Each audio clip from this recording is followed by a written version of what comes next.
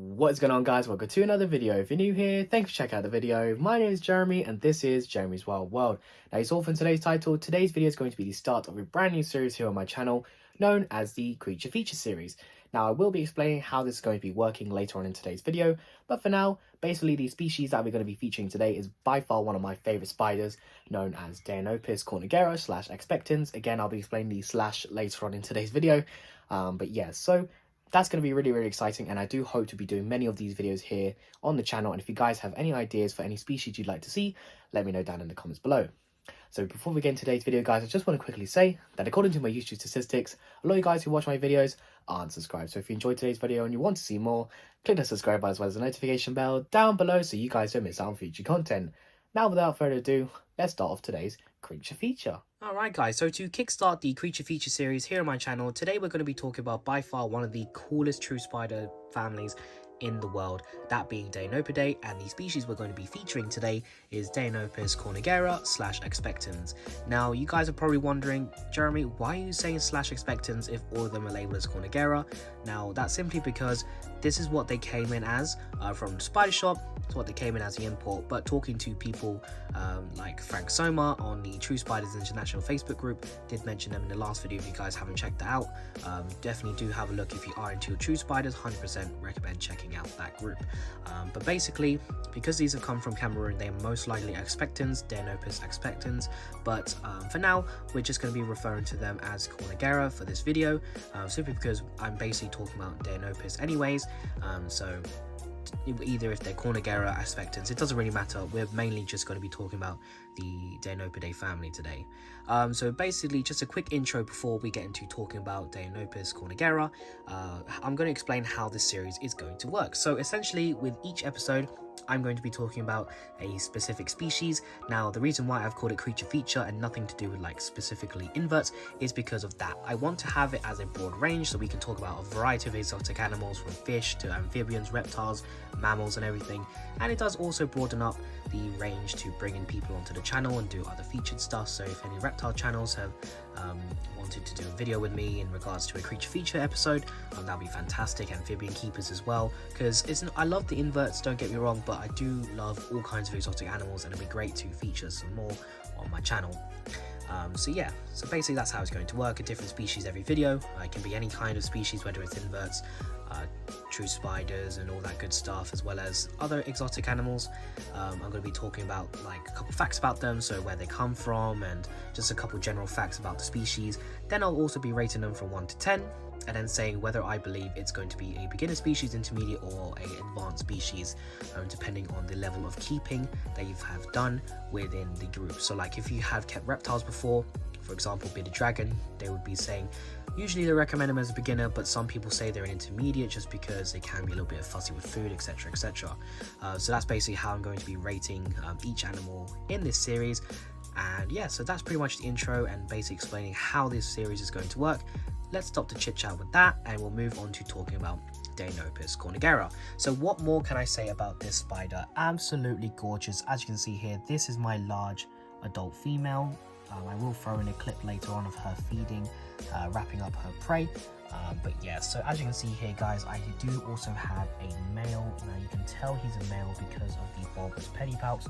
Now, of course, my camera doesn't want to focus as of right now, but I will get some up close footage of him later on to get some close up of his bulbous pedipalps. So he is not mature yet. This is an adult female, and I believe that this one right here is a younger female just because of the size difference between the male and the female. But yeah, so this is really exciting, having a breeding trio of Deinopis cornigera. Now, let's talk about a couple facts about these. Basically, Deinopis are really unique species of true spider, of course, under the family Deinopidae. Now, these are really unique. They are just absolutely fantastic. Like, it's just, there's not much I can say that will just get you guys, like, there's so many different things when it comes to Deinopis cornigera and Deinopidae in general that makes them stand out from other true spiders. Just the way that they hunt. They have the common name ogre face spider, but they do also have the common name of Netcasting Spider for a reason. I will explain that in just a second. But this Deinopis cornigera, Deinopis come from many countries around the world. more specifically from Africa, with these specific Deinopis of course coming from Cameroon, but there are other Deinopidae around the world. In Asia you get a few from there.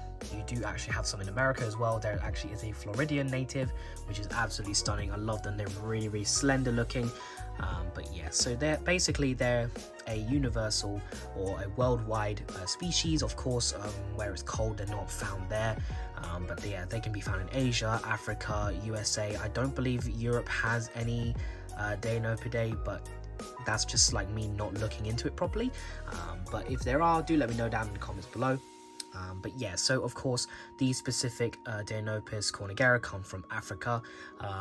We're going to say Cameroon for now, in case they are aspectans, but they can come from other African countries of course, throughout South Africa as well. But yeah, so with the name Netcasting Spider, there's a reason for that, and I'll basically be throwing a little picture around here of why they are called Netcasting Spiders. So typically when you think of spiders, you think of either your orb weavers that make the big round webs that you see around, or you think like, you know, nice big burrow, and they'll have like webbing around the burrow and they'll come out and catch prey like that. But Deinopis said, nope, we're not going to do that. We're going to do something unique. Now, as you saw from the picture, they will create a net. Now, with that net, they will hang, as you can see right here. She doesn't have, my adult female doesn't have a net as of right now, but this is a great example of what they will do. They'll basically hang upside down. They'll hold the net between the two front limbs right there. And because of their really large eyes, you saw in the thumbnail like how big their eyes are for a spider. They can see really well in the dark, and they'll basically wait for prey to wander on by, like you can see right here. So she doesn't have a net either at the moment, but you see the crickets wandering around down there. If she was hungry, she would loom over the floor, and what she'll do, she'll pounce down with that net and grab prey like that, and then they'll wrap it up. I'll also throw in the clip right now of basically this female wrapping up her locust after catching it. Unfortunately did not get her catching the locust because I was getting ready for work whilst I was doing that. But yeah, so you saw also the male had his web. This female has yet to feed yet, but hopefully she will eat soon. That's why I have all those black crickets in there, just to hope that she sees them and be like, ooh, food I can eat. Oh, excuse me there, I lost my voice for a second. But yeah, so that's basically so a couple facts about the Deinopis cornigera, that they're a net-casting spider species, which is just fantastic, so unique, and just the way that they look and everything, just absolutely stunning. So yeah, at the moment I'm keeping them arboreally, of course, because they are an arboreal spider. You can see I just have like these two are just in these smaller enclosures. These are like designed for mantis. I believe they're about 15 centimeters by 20 centimeters high. Just because they're quite small right now, and they do have enough space to molt and everything. But yeah, so when they get older, they will get something like this. So this is a larger enclosure. I don't know the exact dimensions, but you can see it's fairly spacious, like in comparison to my hand. Quite spacious, and she has all these sticks in here for anchor points to make herself comfortable enough to loom over and grab prey when she's hungry. You can see right now she's pretty chunky, so I don't think she'll be eating anytime soon. That locust definitely filled her up. But yeah, so these are really cool. So those are pretty much some facts about this. Let's move on to the second part of today's video, giving them a rating out of 10 and talking about whether or not they are a beginner, intermediate, or a technically advanced species. And from moving on from part 1, we now move on to the second part of this video, which is basically going to be me giving a rating out of 10, 1 being super easy and 10 being fairly difficult to keep, and then rating them whether they are a beginner, intermediate, or an advanced species to own. Now, although I do love the Deinopidae family and I cannot rate them highly enough, I would actually rate Deinopis cornigera and Deinopidae in general to be a 5.56 out of 10. Now, the reason for this is not because they are actually difficult to own, it's because of how they are coming into the hobby as of right now. Typically with Deinopidae, they are wild caught. 99% of the spiders in the hobby have been collected from the wild, as have this 3. My breeding group currently have been wild caught. But I personally am looking to change that, and I'll be talking about that in other videos. With true spiders, a lot of them are wild caught, so I would love to establish captive bred populations here in the UK, and me and a few other people in the True Spiders International Group have the same agreement, and we would love to establish these species here. Now, you're probably wondering, Jeremy, what's the problem with them being wild caught? You clearly are able to take care of them. Now, the reason why I'm saying that wild caught gives them a higher rating in terms of difficulty is because, one, you don't know how old the specimen is. Of course, this is an adult female, but God knows how old she is if she's a younger adult female, and stuff like that. Two, you never know what kind of illnesses and bacterial infections they could have occurred whilst in the wild before being collected. You never know if it's been, eaten a infected insect prey item that could make them internally sick, and they could just die at random point. You would never know why it just died, but luckily for me, it appears that the 3 specimens I have are younger specimens, especially that male. Very, very happy to have acquired a younger male, because I know once he's mature, he won't last very long. Most true spider males don't last very long after maturing, so having a younger male definitely is beneficial to me as it's coming to breeding. Now, giving the rating as well with the costs, the reason why it's not higher is because they're wild caught, they are typically cheaper, because they come in cheap. You can sell them for a little cheaper than usual. The total for this breeding group for me was £50. The male and female, the female you're looking at right now, as well as the male, was £30, and then this unsexed individual, which I believe is a female, was £20. So not very expensive if you're wanting to look into something that's really, really unique and something that will stand out in your collection, but just do bear in mind, because they are wild caught, there is the risk of them dying fairly early on, so just always bear that in mind when looking to care for these animals. Now, whether I recommend them as beginner, intermediate, or an advanced level species, I would rate them into just above beginner / intermediate keeping when it comes to true spiders. Now, the reason why I say it's beginner species is again, they're not very difficult to own. It's simply giving them enough space that they can live in an arboreal setting, and that they do have the lower anchor points, unlike orb weavers that want high anchor points to make their webs. These guys want to be closer to the ground. As you can see, she's not doing me any favors right now. If I just pop the camera up, she's hanging on the high bits of her enclosure, but as you can see, I do have these 2 sticks at the bottom, crossing each other lower to the ground, just so she has that lower access when she wants to hunt.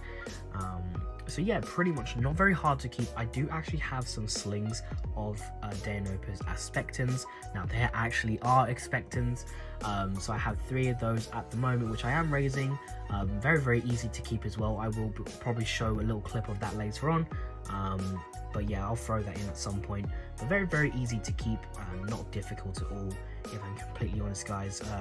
It's just being mindful of having the high enough points for them to molt, having those low anchor points so they can hunt properly, and also keeping up ventilation. They are from Africa, so although they do like a little bit of moisture, I spray mine a fine mist once a day, but I do, as you can see, they have high ventilation. You see on this enclosure at the back, high ventilation, and then in these mantis style enclosures, they do have ventilation in the front, sides and the back, as well as the top. You can see right here there is ventilation on the top.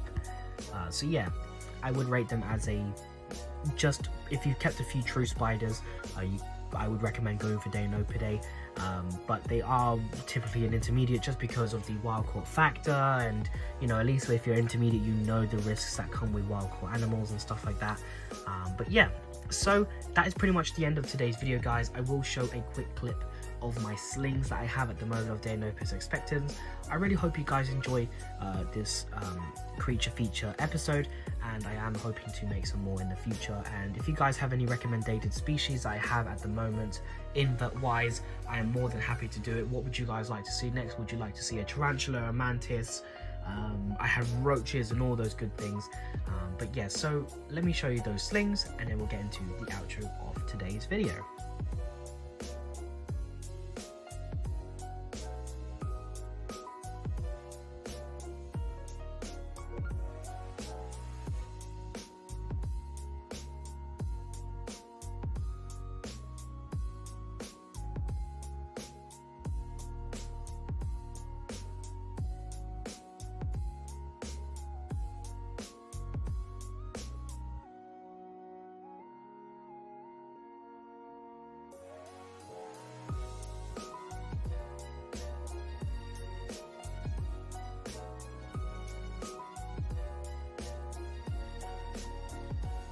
So that is the end of today's video, guys. What do you think? I'm really happy with how this episode turned out. But of course, because it is the first episode of the Creature Features series, do let me know if there's anything that I can improve upon, whether that's featuring more stuff or getting into more detail in regards to the species I'm talking about. And of course, it is going to be species all over, so not just inverts like I like to focus on this channel on.